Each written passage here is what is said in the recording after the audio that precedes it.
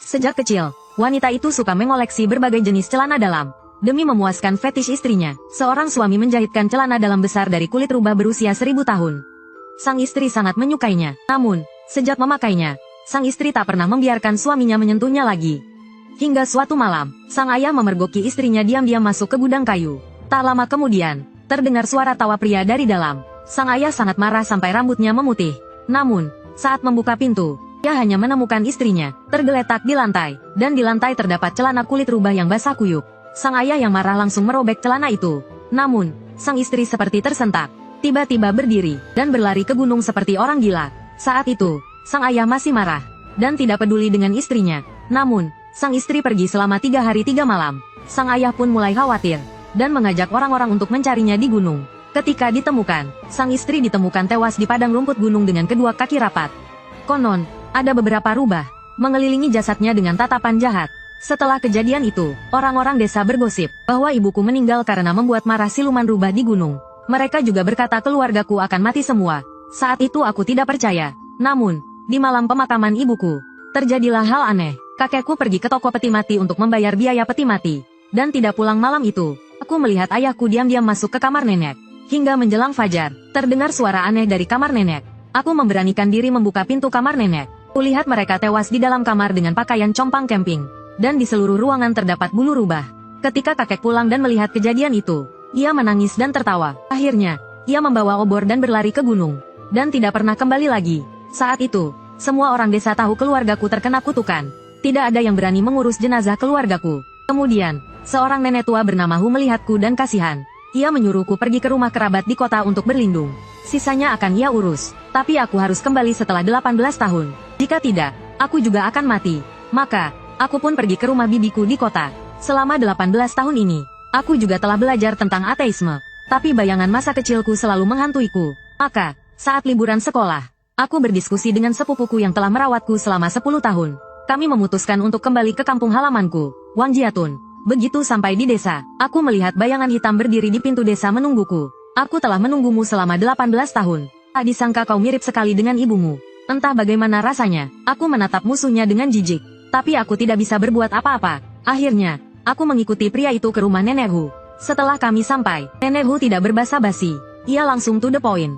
Hari ini cucu perempuan patuahan kembali. Untuk menyelesaikan masalah masa lalu itu, katakan saja syaratmu. Aku akan menjadi saksi kalian. Kakeknya membakar seluruh keluargaku sampai mati.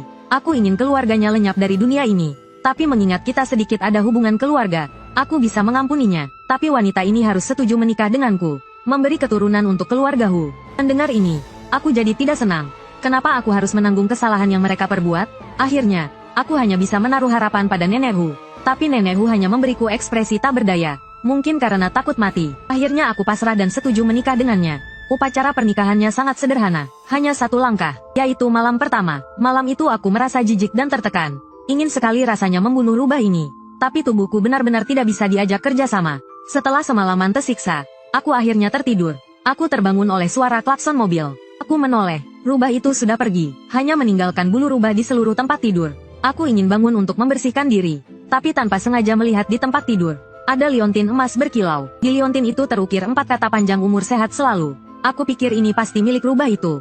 Aku melihat Nenek Hu sedang menerawang seseorang. Tamunya adalah pasangan parubaya. Terlihat kaya. Melihat ada yang tidak beres, aku berbalik untuk pergi. Tapi Nenek Hu menahan aku. Dia bilang sebentar lagi aku akan dimintai bantuan. Aku bingung mendengarnya, tapi aku tetap tinggal. Lalu wanita parubaya itu berkata pada Nenek Hu. Beberapa bulan yang lalu, suaminya pergi ke desa untuk inspeksi. Malam harinya, dia berjalan-jalan di tepi sungai desa. Tanpa diduga, dia bertemu dengan seorang wanita yang sangat cantik. Suaminya juga bukan orang baik. Dengan rayuan manis, dia berselingkuh dengan wanita itu di tepi sungai. Sebelum pergi, dia memberikan wanita itu sebuah jam tangan mahal. Siapa sangka keesokan harinya jam tangan itu ternyata dipakai di kaki babi betina di kandang babi. Kemudian, ketika suami wanita itu pulang, tingkah lakunya menjadi seperti babi. Setiap hari dia ingin makan makanan babi. Nenek Hu mengerti setelah mendengarnya. Ini jelas kesurupan babi betina. Lalu dia menyuruhku mengambil seember air dari dapur. Saat aku mengambil air, aku mendengar Nenek Hu berkata dewa babi akan segera datang. Dia meminta kami untuk siap secara mental. Dan aku melihat air di depan kompor. Merasa mual, aku berpikir jangan-jangan Nenek Hu ingin pria itu minum air rendaman bapau ini. Saat aku sedang memikirkannya, tiba-tiba angin dingin berhembus di dalam rumah. Lalu angin dingin itu langsung menuju ubun-ubunku. Saat itu aku tidak tahu kenapa. Rasanya air itu wangi sekali. Akhirnya aku menceburkan diri. Melihat itu, Nenek Hu langsung menamparku. Tamparan itu menyadarkanku. Tapi aku menatap pria yang duduk di dalam ruangan dengan mata berkaca-kaca. Apa aku tidak cantik? Bukankah kau bilang akan menceraikan istrimu dan menikah denganku? Tapi kau tidak bilang kalau kau babi betina tua. Bagaimana mungkin aku menikahi babi? Mendengar ucapan pria itu, angin yin itu kembali menerjang pria tersebut. Lalu pria itu juga menerjang ke arah ember air. Melihat babi siluman begitu beringas, Nenek Hu mengambil jimat kertas dan menempelkannya di punggung pria itu. Tapi tak disangka, begitu menyentuh pria itu, jimat kertas itu jatuh ke tanah. Pria itu tiba-tiba menoleh dan tersenyum. Aku sudah bertapa selama 300 tahun, babi tua ini. Jimatmu tidak mempan padaku. Hari ini aku harus menuntut keadilan. Kalau tidak, aku tidak akan pergi. Melihat itu, Nenek Hu langsung menatapku. Cepat panggil kakek Hu kedua. Dia sudah pergi. Aku tidak tahu bagaimana memanggilnya kembali. Cukup pinjam namamu saja. Sambil berkata begitu, Nenek Hu mencabut sehelai rambutku, lalu meletakkannya di telapak tangannya dan merapal mantra. Tak lama kemudian, seekor rubah merah besar berlari cepat ke arah Nenek Hu, lalu merasuki tubuh Nenek Hu. Jangan kira setelah menjadi wanitaku, aku akan bersikap baik padamu. Ada apa? Cepat katakan. Kau pikir aku mau mencarimu? Kalau bukan karena Nenek Hu ingin meminta bantuanmu, aku tidak akan peduli padamu. Mendengar itu, rubah itu langsung marah. Tanpa banyak bicara, ia menendang pantat besar pria itu, dan memakinya. Babi betina tua, dari mana kau? Menjauh dariku. Ketika babi siluman menoleh, sepertinya ia mengenali siapa orang yang ada di hadapannya. Ia langsung berlutut di depan Nenek Hu. Angin apa yang membawa Anda ke sini? Kemana aku pergi? Perlu kulaporkan padamu? Cepat kembali ke kandang babimu.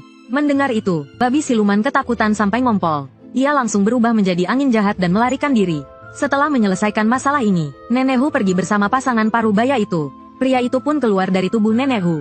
Tapi begitu keluar, ia langsung mencari-cari sesuatu di tempat tidur.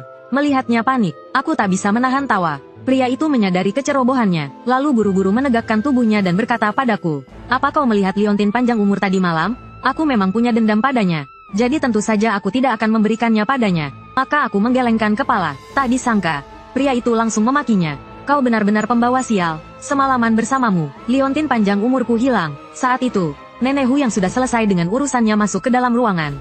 "Feng Lou, marah kenapa? Aku sudah menyiapkan rokok terbaik untukmu. Ini, hisaplah." Sambil menyalakan rokok untuk Hu Feng Lou, aku bertanya, "Kau sudah bertapa di gunung selama 1000 tahun. Apa kau tidak pernah berpikir untuk mencari murid Jisen di dunia manusia?" "Menurutku, Wang Lijuan cukup bagus. Bodinya aduhai, cantiknya luar biasa. Rumah ini aku yang sewa. Kamu tidak bisa tinggal gratis di sini." Mendengar itu, tiba-tiba aku merasa diperdaya. Tapi aku tidak bisa berbuat apa-apa. Aku hanya bisa bertanya apa syaratnya agar aku bisa tinggal di sini. Mendengar itu, Hu Feng Lou langsung merebahkan diri di sofa. "Tuan ini lelah. Pijit dulu kakiku. Kalau mau aku jadi budakmu, bilang saja langsung. Tidak perlu bertele-tele, entah disengaja atau tidak." Saat aku memijit kakinya, dia semakin mendekat padaku. Aku tidak berani menatapnya, tapi dia malah memelukku. Saat dia hendak berbuat macam-macam, seekor musang tiba-tiba muncul di hadapanku. "Dima, aku kembali. Cepat siapkan ayam panggang untukku. Aku kasih tahu ya, aku dapat pekerjaan besar untukmu. Kalau kamu bisa menyelesaikannya, kamu pasti akan terkenal." Di dekat Sungai Nen, ada seorang kakek dan 5 putranya pergi memancing. Tapi angin kencang membalikkan perahu mereka. Kelima orang itu tewas di sungai. Tapi setelah mereka meninggal, jasad dan perahu mereka tidak ditemukan. Sejak itu, rumahnya sering didatangi makhluk halus. Kakek itu juga sering mendengar suara putra-putranya di rumah. Dan bukan hanya di rumahnya, seluruh desa menjadi ramai setiap malam. Semua penduduk desa ketakutan. Aku menoleh ke Hu Feng Lou dan bertanya apa yang harus kita lakukan. Tapi dia hanya menjawab dengan santai, "Kerjakan saja." Keesokan harinya, kami pergi ke desa tempat kejadian. Kakek itu terkejut melihatku masih muda. Aku tidak menjelaskan apa-apa, dan hanya memintanya untuk membawaku ke rumahnya. Begitu pintu dibuka, aku langsung ketakutan. Terdapat 6 foto orang yang sudah meninggal tergantung rapi di rumah kakek itu. Kakek itu bilang yang satu lagi adalah istrinya. Beberapa tahun yang lalu, saat sedang mencari ikan di tepi Sungai Nen, istrinya juga tenggelam di sungai. Belakangan ini, kakek itu sering mendengar mereka berbicara di rumah. Hu Feng Lou menyuruhku untuk bilang pada kakek itu bahwa kami akan menginap semalam untuk melihat situasinya. Kakek itu kemudian menyiapkan kamar untuk kami dan memberitahuku bahwa istri dan putra-putranya biasanya pulang sekitar jam 12 malam. Saat itu, aku berbaring di depan rumah kakek itu dengan rasa takut. Bagaimanapun, ini pertama kalinya aku membantu orang. Hu Feng Lou tidak tidur denganku karena dia merasa dipannya kotor. Meskipun aku tidak menyukainya, aku tidak punya pilihan lain. Aku hanya bisa memintanya untuk mendekat. Tak disangka, dia berubah menjadi Seekor rubah dan masuk ke selimutku. Aku tidak bisa berbuat apa-apa, dan hanya bisa membiarkannya. Entah sudah berapa lama, aku sepertinya mendengar pintu di luar berderit. Aku langsung tegang, tanpa sadar. Kedua tanganku memeluk erat Hu Fenglo. Tak lama kemudian, terdengar derap langkah kaki terburu-buru dari luar. Melihat itu, aku mendorong Hu Fenglo dengan kuat. Saat itu, aku merasa ada sesuatu yang menuju ke arah kamar tempatku tidur. Namun, aku hanya bisa mendengar suara langkah kaki, tapi tidak melihat bayangan siapapun. Melihat itu, Hu Fenglo mengisyaratkanku untuk diam. Saat itu, aku merasa ada orang yang bernapas di depanku, tetapi aku tidak bisa melihat apapun. Lalu pria itu berkata, "Seorang gadis, cukup cantik juga. Pasti itu istri yang dicarikan ayahmu untukmu, kan?" Kata-kata itu diucapkan oleh seorang wanita tua. Setelah wanita tua itu selesai berbicara, beberapa pria di luar rumah menyahut, "Ayah kita baik sekali pada adik kelima. Bahkan setelah meninggal, ia masih mencarikan istri untuk adik kelima. Ayo kita lihat seperti apa rupa pengantin wanitanya." Setelah masuk ke dalam rumah, mereka bercanda dan meminta adik kelima untuk mencium pengantin wanita beberapa kali. Mendengar itu, Hu Fenglo akhirnya tidak tahan lagi. Ia berteriak ke arah udara di depanku. "Kalian para hantu air, siapa yang berani menyentuhnya? Akan kugigit sampai mati. Ada orang di ruangan ini. Dia seorang dewa." Suara seorang pria terdengar di telingaku. "Aku datang ke sini untuk menangani kalian, para roh jahat. Kalian berkeliaran di malam hari, dan telah mengganggu kedamaian seluruh desa. Aku akan membasmi kejahatan demi keadilan." Saat itu, wanita tua di luar rumah mendengar keributan dari dalam rumah dan bergegas masuk. "Anda Tuan Hu kedua, kan? Kasihanilah kami. Kami tidak datang untuk menyakiti siapapun. Dulu, aku dan kelima putraku tenggelam di Sungai Nen di seberang rumah kami.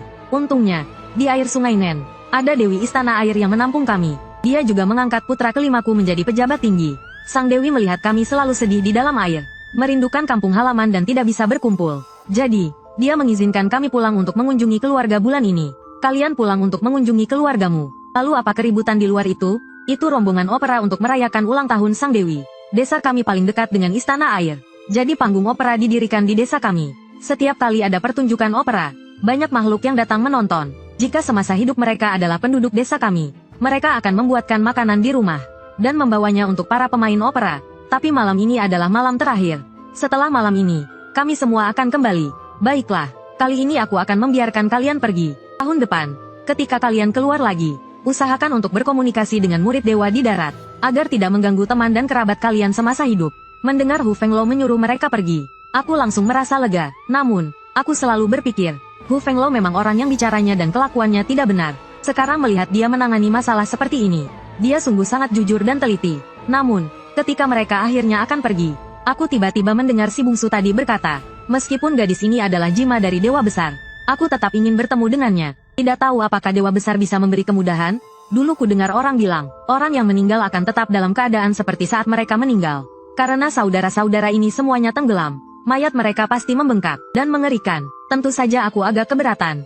Ketika Hu Fenglo mendengar permintaan pria ini, wajahnya juga menunjukkan sedikit ketidaksenangan, tetapi tetap menyetujuinya. Akhirnya, mereka berubah menjadi asap hijau dan masuk ke dalam tubuhku. Kubuka mataku, dan di hadapanku berdiri 5 pria normal, dan seorang wanita tua berambut putih. Namun, penampilan mereka tampaknya tidak berbeda dengan saat mereka masih hidup. Pria yang berbicara denganku tadi berkulit putih bersih. Sepertinya pria ini semasa hidupnya adalah seorang mahasiswa. "Namaku Liu Qing, meninggal muda. Tidak sempat bertemu denganmu. Gelang ini untukmu. Semoga kau suka." Ketika saudara-saudaranya melihat Liu Qing memberikan gelang itu kepadaku, mereka semua menyoraki. "Bungsu, bukankah ini hadiah dari Dewi Istana Air untukmu? Belum juga lama kau memilikinya. Sudah kau berikan pada gadis ini. Jangan-jangan kau benar-benar menyukainya?" Mendengar itu, Liu Qing tersenyum padaku. Seolah membenarkan hal itu, wanita tua itu tampaknya cukup menyayangi si bungsu ini. Berkata sambil tersenyum kepada Liu Qing, "Gadis ini seorang jima. Jika kau menyukainya, tanyakan padanya apakah dia bersedia menerima kalian berlima ke dalam kuil dewa. Sebagai dewa cumanya, jika dia mengalami kesulitan di masa depan, kami para dewa hantu juga bisa membantunya. Di kuil dewaku, selain Hu Fenglo, hanya ada Huang Xiaopao. Lagi pula, Liu Qing ini adalah hantu. Hantu yang masuk ke kuil dewa disebut dewa hantu, juga disebut King Feng. Ia adalah salah satu dari 5 uskup agung yang tak terpisahkan di kuil dewa. Selain itu, Liu Qing juga merupakan seorang laksamana di Istana Air Nenjiang. Jika ada masalah di masa depan, aku benar-benar bisa mengandalkannya. Jadi aku berkata kepada wanita tua itu, aku akan bertanya pada Hu Fenglo apakah dia setuju. Ketika wanita tua itu mendengar kata-kataku, dia langsung memarahiku sambil tertawa. "Dasar gadis bodoh, rubah dewa itu pencemburu. Melihat putra bungsuku menyukaimu, dia pasti takut putraku akan merebut posisinya nanti. jadi dia tidak akan mengizinkanmu menerimanya. Lagi pula, kuil dewa milikmu, kau yang memutuskan.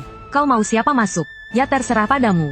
Kau yang memegang kendali. Mendengar itu, aku tak ragu, dan langsung menyetujuinya. Namun, sebelum sempat berterima kasih kepada mereka, Hu Fenglo tiba-tiba turun dari tubuhku, dan berkata kepada nenek tua itu dengan sedikit kesal. Sudahlah, kalau sudah selesai, cepat pulang. Bertele-tele sekali. Saat itu, Hu Fenglo tidak lagi merasa jijik dengan tempat tidur itu. Dan berbalik badan, berbaring di tempat tidur dengan kesal. Setelah saudara Fan pergi, aku mengeluarkan gelang yang baru saja diberikan Liu Qing padaku. Gelang itu berwarna ungu kebiruan, licin dan berkilau. Sebagai orang miskin, aku tentu ingin tahu berapa harga gelang ini.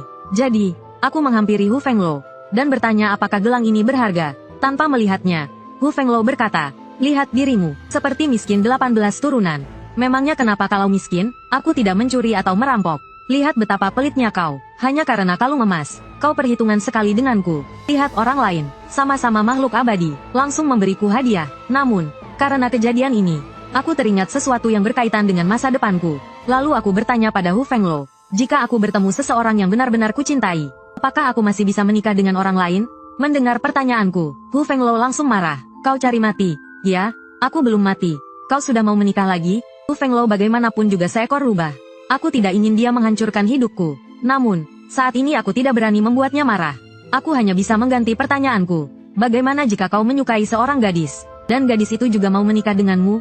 Terserah kau saja. Benar-benar, rubah memang egois. Tapi bagaimanapun juga, malam ini akhirnya aku bisa tidur nyenyak. Namun saat itu, Hu Fenglo sialan itu mulai bertingkah lagi. Keesokan paginya, aku melihat Hu Fenglo yang terbaring di sampingku. Dengan penuh penyesalan, dia membunuh seluruh keluargaku, menyakiti ibuku, tapi aku malah melakukan hal memalukan ini dengannya. Aku jijik padanya sekaligus pada diriku sendiri. Kenapa? Menyesal, Hu Fenglo mengejekku sambil tersenyum.